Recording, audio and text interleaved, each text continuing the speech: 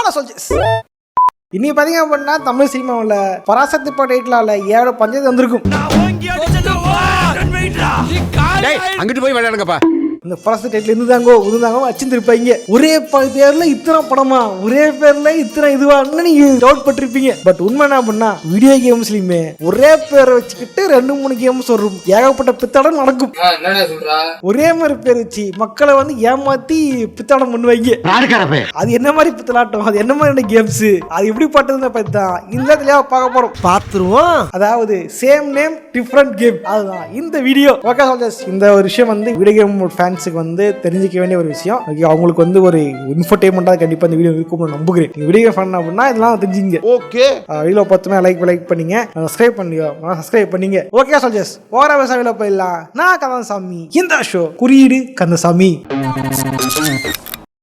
ஒரே மாதிரி பேர்ல 2-3 வீடியோ கேம் இருக்கிறத நீங்க பார்த்திருப்பீங்க. அதாவது பார்ட் 1 பார்ட் 2 சீக்வல் அதெல்லாம் கிடையாது. இது டோட்டலா வேற கேம். பேர் மட்டும் தான் டோட்டலா வேற கேம். மாப்பிள்ளை இவர்தான், ஆனா இவர் போட்டுக்கிற ட்ரெஸ் எந்த உதாரணம் சொன்னா அப்படின்னா இது பல வழியில் நடந்திருக்கும். இந்த கேம் பாத்தீங்க அப்படின்னா ஸ்பைடர்மேன் வெப் ஆஃப் ஷேடோ. இந்த கேம் பாத்தீங்க அப்படின்னா spider web of shadow. But title ஒரே மாதிரி இருக்கா, ஆனா கேம் பிளே பாத்தீங்க அப்படின்னா வேற. இது பாருங்க, இது 3rd person action adventure game. இது பாத்தீங்க அப்படின்னா ஒரு சைஸ் ஸ்க்ரோலிங் கேம். அந்த கதைக்கு இதுக்கு சம்பந்தம் கிடையாது, எதுக்குமே சம்பந்தம் கிடையாது. ஆனா பேர் மட்டும் அதான். லானாவும் வராது, சாராவும் வராது, பேர் மட்டும் சுப்பிரமணிய பாரதி. இதே மாதிரி பாத்தீங்கன்னா எக்ஸ்மேன் உல்வரின் ஆரிஜின்ஸ், இது வந்து ஒரு மூவி கேம் தான். இந்த கேம் பாத்தீங்க அப்படின்னா PlayStation 3ல பாக்குறதுக்கு பங்கமா இப்படி இருக்கும். இதே கேம் பாத்தீங்கன்னா PlayStation 2ல பாக்குறதுக்கு கேவலமா இருக்கும், கொடூரமா இருக்கு. சோ இந்த மாதிரி பாத்தீங்க அப்படின்னா ஆரம்ப காலத்துல இந்த மாதிரி விஷயம்ன்றது பெரிய விஷயமா இருந்துச்சு. என்ன பண்ணாங்க அப்படின்னா ஒரு கேம் தயாரிக்கணும் பிளான் போடுவாங்க. பிளான் பண்ணிவிட்டு இந்த கேமை வந்து எல்லா கன்சோலும் விடணும் அப்படின்னு பிளான் போடுவாங்க. ஒரு கேம் பண்றாங்க, அதே கேமை விடும் போது கிராபிக்ஸ் கம்மி பண்ணி விடுறது, டெக்ஸ்சர்ஸ் கம்மி பண்றது, இந்த மாதிரி பண்ணி விட்டா பரவாயில்ல. டோட்டல் கேமே வந்து வேற மாதிரி ரிலீஸ் பண்ணிட்டு இருந்தாங்க ஒரு காலத்துல. காரணம் பாத்தீங்க அப்படின்னா அந்த டைம் இப்ப இருக்கிற மாதிரி ஒரு ஜெனரேஷன் கேம் அப்படின்னா அந்த ஜெனரேஷன் கேம் கன்சோல்ஸ் எல்லாம் ஒரே மாதிரி இல்ல. PlayStation 3 இருந்த காலத்துல நிண்டெண்டோட Wii இருந்துச்சு. Wiiயோட பெர்ஃபார்மன்ஸ் பாத்தீங்க அப்படின்னா கம்மி, ஆனா PlayStation 3ன்றது பயங்கர பக்காவா இருக்கும். பட் PlayStation 3யோட ஹார்ட்வேர் கம்பேபிலிட்டின்றது பெருசு. அதான் பண்ணாங்க அப்படின்னா இது எப்பரா சரி பண்றது, எப்பரா ஏதாவது குறைக்கிறதுன்னு பார்க்காம எதுக்கு குறைச்சிக்கிட்டு அதுக்கு ஒரு கேம் பண்ணி இதுக்கு ஒரு கேம் பண்ணி பேரை மட்டும் ஒன்னா வச்சுக்கலாம் அப்படிலாம் பிளான் பண்ணிட்டு இருந்தாங்க. என்ன ஒரு புத்திசாலித்தனம். கண்டிப்பா இந்த விஷயத்தை பல பேர் ட்ரை பண்ணிருப்பீங்க. இதான் சொன்னா Prince of Persia Forgotten Sands. Prince of Persia Forgotten Sands பாத்தீங்க அப்படின்னா எக்ஸ்பாக்ஸ்ல, பிளேஸ்டேஷன்ல, பிசிலாம் வந்து பார்க்க பயங்கரமா இருக்கும், பக்காவா இருக்கும். என்னடா கிராபிக்ஸ் இது வேற லெவல்ல இருக்குடா அப்படின்ற மாதிரி இருக்கும். பட் இதே கேம் வந்து மொபைல் ரிலீஸ் பண்ணிருப்பாங்க, அதே மாதிரி Nintendo டிவைஸ் ரிலீஸ் பண்ணிருப்பாங்க. பட் என்ன பிரச்சனைனா மற்ற டிவைஸ்லாம் வந்து பயங்கர பக்காவா பலவன்றது இதுல வந்து சைடு ஸ்க்ரோலிங் கொடுத்துருப்பான். ஏய் சூப்பரா இருக்குடா. காரணம் என்ன பண்ணா இதுதான் யூபிசாஃப்ட்டின் பணம் பறிக்கும் வேலை. அம்மிக்கல்லி கொட்ட தெரியாதவன் குத்தியது போல இருக்கிறது இந்த கட்சிக்காரன் கபாலம். பட் இது வந்து பாத்தீங்க அப்படின்னா இப்பவே அது ஸ்டார்ட் ஆகல. சேம் நேம் டிஃப்ரெண்ட் கேம் அப்படின்றது இதுக்கு முன்னாடி பார்த்தீங்கன்னா பல வருஷங்களுக்கு முன்னாடி இந்த காப்பிரைட்டிங் பண்ணி வைக்கிறன்றது வந்து பெருசா இல்ல, இது யாரும் மானிட்டரும் பண்ணல. அந்த டைம் பாத்தீங்க அப்படின்னா இந்த விஷயம் பெரிய விஷயமா இருந்துச்சு. குறிப்பா சொல்லணும்னா ரெசிடென்ட் ஈவில் எடுத்துக்கலாம். ரெசிடென்ட் ஈவில் பாத்தீங்க அப்படின்னா ரெசிடென்ட் ஈவில் கேம் ஆடுற ஃபேன்ஸுக்கும் அதை ஃபாலோ பண்றவங்களும் கண்டிப்பா வச்சு தெரிஞ்சிருக்கும். இந்த கேம் பாத்தீங்க அப்படின்னா அமெரிக்காவில் இங்கிலீஷ்ல ரெசிடென்ட் ஈவில். பட் இதே பாத்தீங்க அப்படின்னா ஜப்பான்ல இது பேரு பயோஹாசார்ட். என்னது இது, அங்கிட்ட ஒரு பேர் வைக்கிறா இங்கிட்ட ஒரு பேர் வைக்கிறா, எதுக்கு 2 பேர் வச்சிருக்கா அப்படின்னு பல பேர் டவுட் ஆவீங்க. செட்டியார் மதர், நான் ஒரே குழப்பத்துல வாழ்ந்துட்டு இருக்கிற மதர். உண்மை பண்ணா இந்த பிரச்சனை காரணமே அந்த காலத்துல தான் காப்பிரைட் இஷ்யூ தான். நான் சொன்னா தெரிஞ்சிருக்கோம், உண்மையிலே ரெசிடென்ட் ஈவில் பிரான்சைஸ்ன்றது ஒரு அமெரிக்கன் பிரான்சைஸ் கிடையாது, அது ஒரு ஜாப்பனீஸ் பிரான்சைஸ். ஜாப்பனீஸ் கம்பெனியான கேப்காம் தான் இந்த கேமை வந்து டெவலப் பண்ணிருப்பாங்க, பப்ளிஷ் பண்ணிருப்பாங்க. அவங்க என்ன பண்ணாங்க அப்படின்னா இந்த கேமை வந்து இங்க அவங்க ஊர்ல பப்ளிஷ் பண்ணாங்க, ஃபேமஸ் ஆயிடுச்சு. இதே கேமை திருத்திட்டு வந்து அமெரிக்காவிலும் பப்ளிஷ் பண்ணோம், அமெரிக்காவிலும் விற்கவும் பிளான் பண்ணும்போது என்னாச்சு அப்படின்னா அங்கதான் குறுக்க வந்தான் கௌசிக்ன்ற மாதிரி பயோஹாசார்ட் அப்படின்ற பேர்ல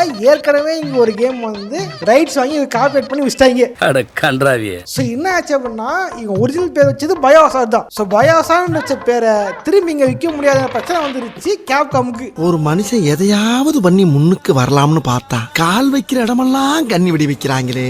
இதை நடா பண்றது யோசிக்கும் போதுதான் என்ன காட்டுறீங்க, வீடு காட்டுறீங்க, வீட்டுக்குள்ள பேய் இருக்கு, ரெசிடென்ட் அதுக்குள்ள ஈவில் போடுங்க, ரெசிடென்ட் ஈவில் அப்படின்ட்டு ரெசிடென்ட் ஈவில்ன்ற பேர்ல அமெரிக்காவிலையும் பயோசாட் அப்படின்ற பேர்ல ஜப்பான் ரிலீஸ் பண்ணாங்க அந்த கேம். இன்னைக்கு அந்த கேமுக்கு பல கேம்ஸ் வந்துருச்சு. லீனியரா பார்த்தா 7, அடுத்து ரெசிடென்ட் ஈவில் 9 வரப்போகுது.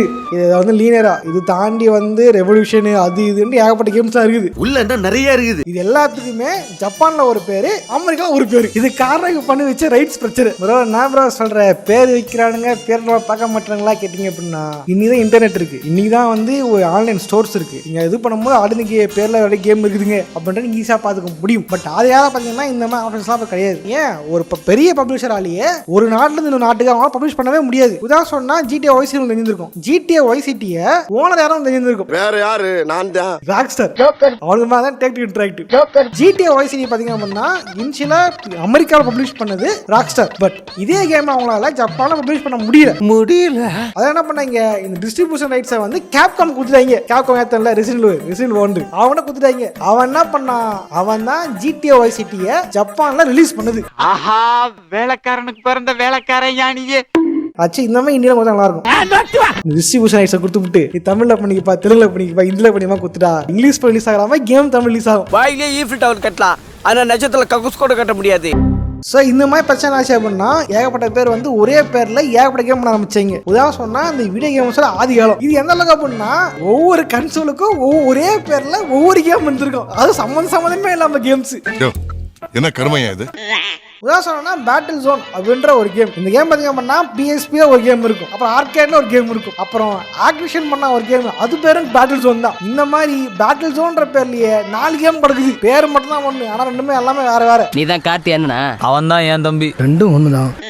இதே மாதிரி பாத்தீங்க அப்படின்னா ஓவர்லார்ட் அப்படின்ற பேரு, ஓவர்லார்ட்ன்ற பேர்ல ஆதி காலத்துக்கு MS DOS தெரியுமா, அந்த காலத்துல ஒரு கேம் இருக்குது. அப்புறம் Xbox 360 ஒரு கேம் இருக்குது. இதை தாண்டி எக்ஸ்ட்ரா 3 கேம் உள்ளன. ஆக மொத்தம் 5 கேம் இருக்குது இந்த ஓவர்லார்ட்ன்ற பேர்ல. 5 இவங்க என்ன பண்ணாங்க அப்படின்னா, இவங்க வந்து கேட்சா சில நேம்ஸ் இருக்கும், சில நேம்ஸ் எடுத்துக்குவாங்க. கேட்சா இருப்பா அந்த கேம் பேரு யூஸ் பண்ணிக்கலாம்ப்பா அப்படின்னு எடுத்துக்குவாங்க. அண்ணன் எடுத்துக்கிட்டேன்.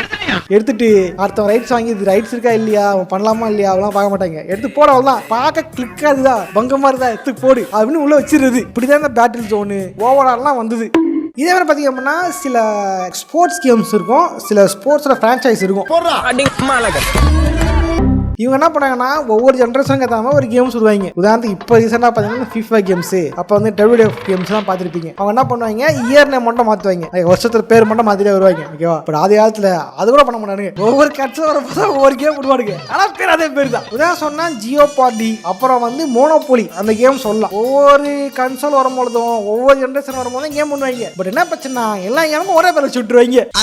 இதே மாதிரி பார்த்தீங்கன்னா இன்னொரு கேம் முக்கியமான நேமாக இருந்துச்சு, அதுதான் வந்து ஸ்டார் ஃபாக்ஸ் அப்படின்ற நேம்ல பாத்தீங்க அப்படின்னா ஆதி காலத்துல வந்து ஜெர்மனில ஒரு கேம் பண்ணாங்க, அது மேல சட்டப்படி போடுச்சு. பட் இதே கேம் வந்து இவங்க யூரோப்ல ரிலீஸ் பண்ணும்பொழுது என்ன ஆகி போச்சு அப்படின்னா, இவங்களால வந்து இதே நேம்ல கேம் விற்க முடியல. ஏன்னா அந்த டைம் வந்து ஃபேமஸா இருந்த கொஞ்சம் பெரிய பெரிய நாடுகள்லாம் வந்து கேம் பண்ணிட்டு இருந்தாங்க. அமெரிக்காவில், யூரோப்ல, ஜெர்மனில, அப்புறம் ஜப்பான்ல இந்த மாதிரிலாம் கேம்ஸ் பண்ண ஆரம்பிச்சுது. உதாரணம் சொன்னா நீங்க விளையாடுற பெரும்பாலான கேம்களை பாத்தீங்க அப்படின்னா லாங்குவேஜ் செக்ஷன் போனீங்க அப்படின்னா இந்த லாங்குவேஜ் எல்லாமே அங்க இருக்கும். ஜெர்மனி, ரஷ்யன் இது எல்லாமே இருக்கும். ஏன்னா அங்க டெவலப் பண்ண கேம் டெவலப் பண்ணிட்டு இருந்தாங்க. அப்படிதான் ஜெர்மன்ல ஸ்டார் ஃபாக்ஸ் அப்படின்னு கேம் டெவலப் பண்ணியிருந்தாங்க.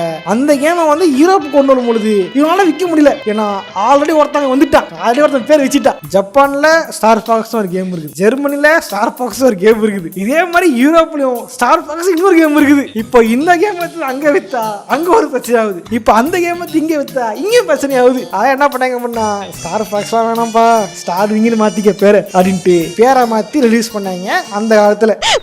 பார்வதி என் பிள்ளையோட அறிவை அதை என்ன பண்ணாங்க அப்படின்னா டெவலப்பர்ஸ் அடுத்த ஜென்ரேஷன்ல ஒரே கேமே ஒரே மாதிரி விட்டாலும் சின்ன சின்ன சப் நேம் மட்டும் மாத்தி வந்து ரிலீஸ் பண்ணிருந்தாங்க. என்ன பண்ணாங்க அப்படின்னா ஒரே கேமை அடுத்து வேற ஒரு கன்சோல் விடும் பொழுது சின்ன சின்ன பூ சின்ன சின்ன இலைய வச்சு மறைக்கிற மாதிரி சின்னதா வந்து குட்டியா வந்து சப்டைட்டில் கொடுத்துருவாங்க, சின்னதா டைட்டில். உதாரணம் சொன்னா அப்படின்னா Call of Duty Modern Warfare 3 game இருந்திருக்கும். இந்த கேம் பாத்தீங்க அப்படின்னா அப்ப இருந்த முக்கியமான கன்சோல், அதாவது PC, PlayStation, Xbox இதெல்லாம் பாத்தீங்க அப்படின்னா அது வந்து கேம் பார்க்க வேற மாதிரி இருக்கும். இதே கேம் Nintendo DS பாத்தீங்க அப்படின்னா அது வேற மாதிரி இருக்கும். என்ன பண்ணாங்க அப்படின்னா பேர் வந்து என்ன பண்றது, ஒரே பேர் வச்சு அது வராங்க, என்ன பண்ணு பேர் மட்டும் குட்டியா வச்சிரு அப்படின்ட்டு அதே போஸ்டர், அதே ஸ்டில்லு, அதே லோகோ, ஆனா பேர் மட்டும் கீழே Call of Duty Modern Warfare 3 defence இந்த மாதிரி குட்டி வச்சு வந்து மக்களை இருந்து இது இருந்தாங்க அப்படிங்க அப்படின்ட்டு இருந்தாங்க. என்னடா புத்தாட்டாது உதாரணத்துக்கு ஸ்பைடர்மேன் 3 இங்க எடுத்துக்கலாம். ஸ்பைடர்மேன் 3 பாத்தீங்கன்னா பிசில ஒரு வெர்ஷன் இருக்கும், PlayStation 3ல ஒரு வெர்ஷன் இருக்கும், PSPல ஒரு வெர்ஷன் இருக்கும், Nintendo டிவைஸ்ல ஒரு வெர்ஷன் இருக்கும். இந்த மாதிரி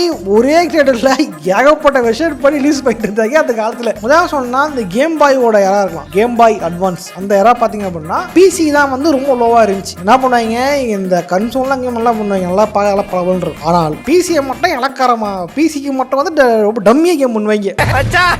என் பக்கத்துல ஒருத்தன் தீஞ்சு போய் உட்காந்து வரான்டா. உதாரணம் ஸ்பஞ்ச் பஃப் கேம் சொல்லலாம். இந்த கேம் பாத்தீங்க அப்படின்னா கேம் அட்வான்ஸ் நல்லா இருக்கும், ஆனா பிசில பாத்தீங்கன்னா டம்மியா இருக்கும். டாப் டவுன்ல 2D மாதிரி பண்ணிருப்பாங்க அந்த கேம். இதுக்கு பருத்தி மூட்டை பேசாம குடோன்ல இருக்கலாமே.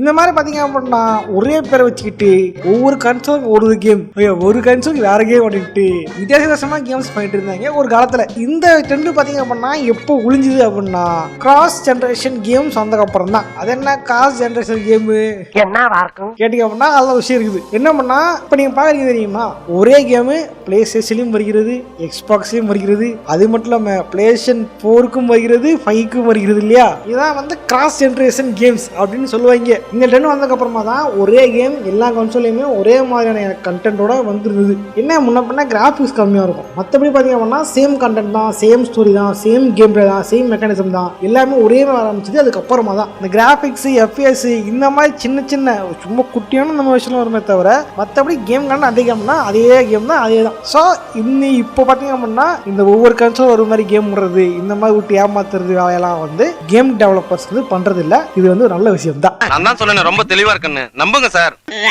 உண்மையிலே நீங்களும் இந்த மாதிரி ஒரு காலத்துல கேம் வாங்கிட்டு இதுல ஒரு கேம் வேற மாதிரி இருக்குது, அது வர கேம் வேற மாதிரி இருக்குது அப்படின்னு ஃபீல் பண்ணிருப்பீங்க இல்லையா. அப்படி ஏதாவது கேம் நீங்க ஃபீல் பண்ணீங்க அப்படின்னா கான்வர்ஸா கமெண்ட் பண்ணுங்க, நானும் அதை படி தெரிஞ்சுக்கிறேன். ஓகே வீடியோ சும்மா போதீங்க, லைக் பண்ணி சப்ஸ்கிரைப் பண்ண போங்க. இந்த மாதிரி வீடியோ கேம் பத்தி ஏதாவது யூஸ் தெரிஞ்சிடும், ஜாகிரபி தெரிஞ்சிடும் அப்படின்னா மறக்காம சப்ஸ்கிரைப் பண்ணுங்க. ஏகப்பட்ட கேம் கொட்டி கிடைக்கிறது, இனிமேலும் புதுசா வரும். ஓகேவா, ஸோ மறக்காம சப்ஸ்கிரைப் பண்ணுங்க. நான் கையை கொண்டு சப்ஸ்கிரைப் பட்டல அமைக்கிறீங்க. ஓகே இதே மாதிரியான இன்னொரு சுவாரஸ்யமான சந்திக்கிறேன். போடுறேன், பாய்.